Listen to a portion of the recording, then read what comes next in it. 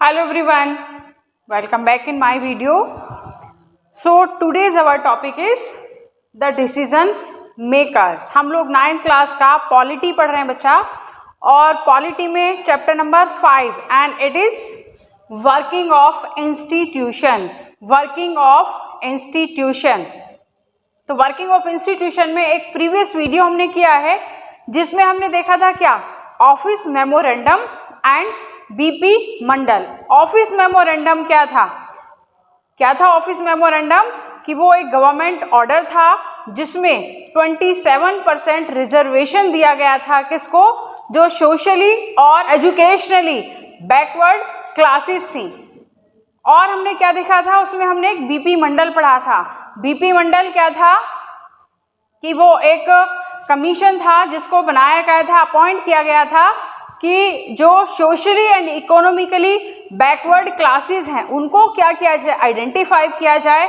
और आइडेंटिफाई किया गया. उनको आइडेंटिफाई करने के बाद जो बीपी मंडल था उसने अपनी रिपोर्ट का 1980 में अपनी रिपोर्ट दी, और इस रिपोर्ट में बहुत सारे पॉइंट्स को डिस्कस किया गया और उसमें रिकमेंडेशन दिया गया कि जो socially and educationally backward classes हैं उनको 27% का रिजर्वेशन दे दिया जाए.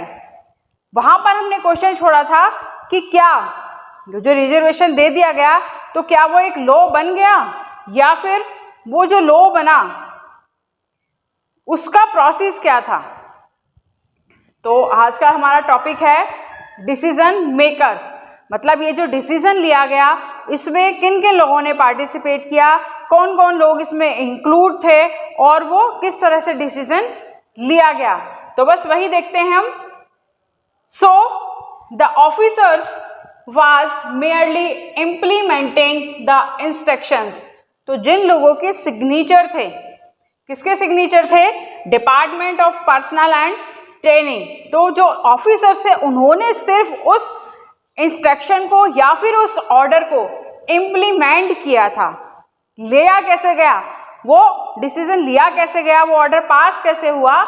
There was a chain of major functionaries involve in the decision. क्या हुआ कि there was a chain of major functionaries involve in the decision, कि वो जो डिसीजन लिया गया उसमें एक पूरी चेन थी. किसकी? Major functionaries. ये जो पूरा फंक्शन कंप्लीट हुआ वो लोगों ने एक चेन के रूप में काम किया. सच एज किन किन के लोगों ने उसमें अपना रोल प्ले किया? पार्लियामेंट के जो दोनों हाउस, कौन से? Upper house and lower house. Lok Sabha and Rajya Sabha. President and prime minister. And this office memorandum was the culmination of long chain of events.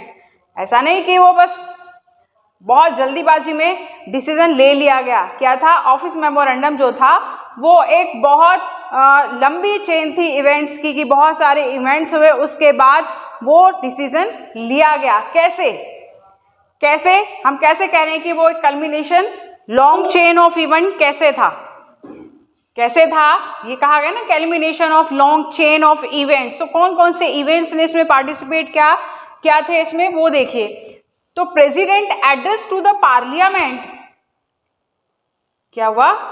President address to the parliament about the implementation of the recommendation of Mandal commission. क्या हुआ कि president ने parliament में inform किया कि government का intention है कि ये जो रिकमेंडेशन ऑफ मंडल कमीशन है, कि मंडल कमीशन ने जो रिकमेंडेशन अपनी दी है रिपोर्ट में, उसको गवर्नमेंट चाहती है कि उसको इम्प्लीमेंट कर दिया जाए. उसके बाद क्या होता है? उसके बाद 6 अगस्त 1990 में यूनियन कैबिनेट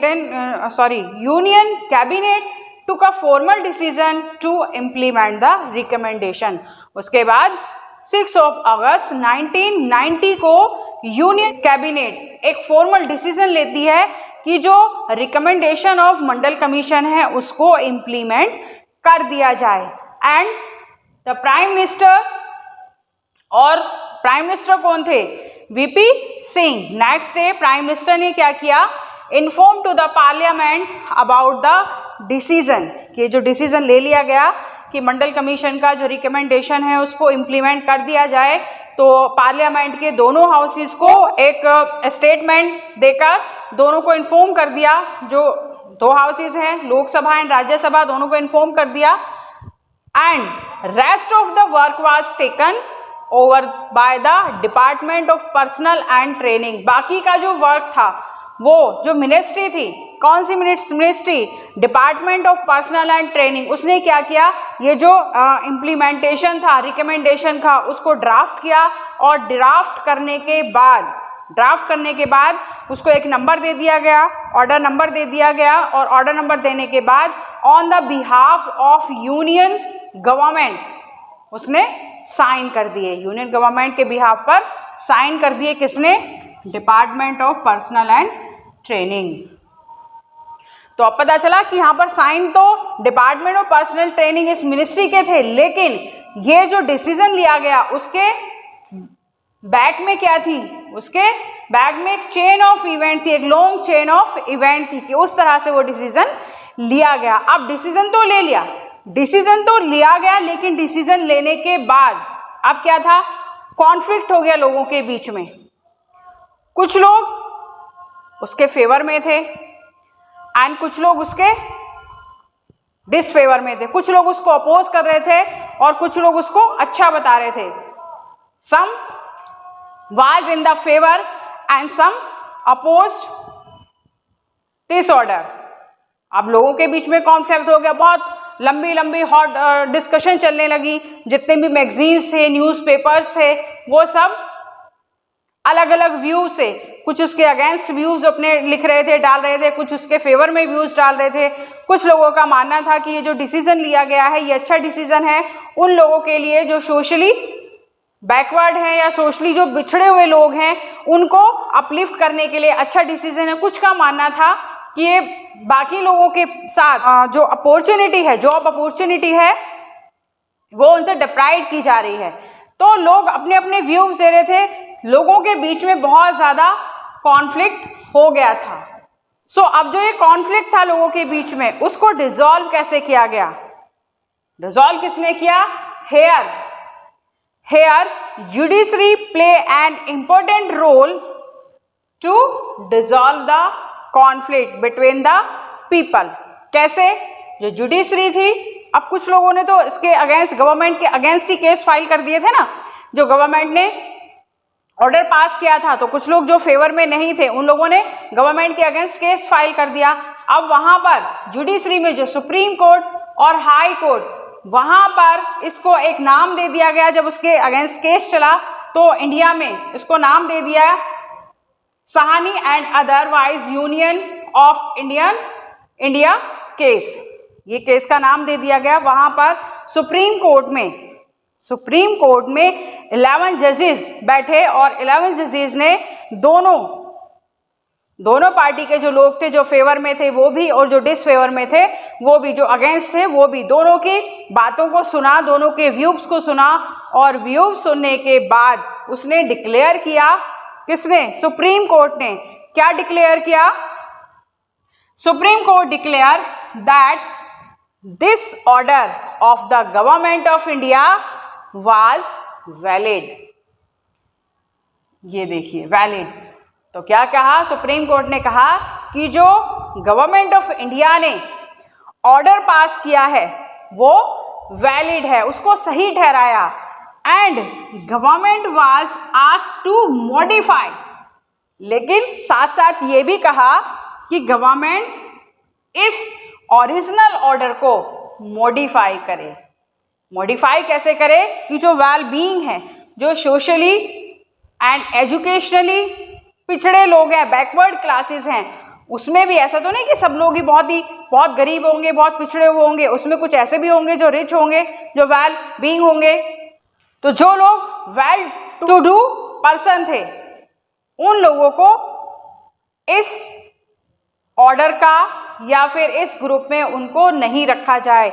ये इस तरह का कुछ मॉडिफाई करने के लिए कहा क्यों, तो सुप्रीम कोर्ट ने कहा कि ये जो गवर्नमेंट ने ऑर्डर निकाला है, ऑर्डर तो बिल्कुल वैलिड है, बिल्कुल सही है, क्योंकि जो लोग बहुत पिछड़े हुए हैं, बैकवर्ड क्लासेस के हैं, उनको अपलिफ्ट करने के लिए, बाकी के इक्वल लाने के लिए ये स्टेप लेना ही पड़ेगा या लेना ही चाहिए। लेकिन साथ में गवर्नमेंट से ये भी कहा कि जो ओरिजिनल ऑर्डर है उसमें कुछ मॉडिफाई किया जाए, इसको मॉडिफाई किया जाए, और मॉडिफाई करने के लिए कि जो वेल टू डू पर्सन्स हैं इस ग्रुप के, उनको इस ऑर्डर का फायदा नहीं मिलना चाहिए।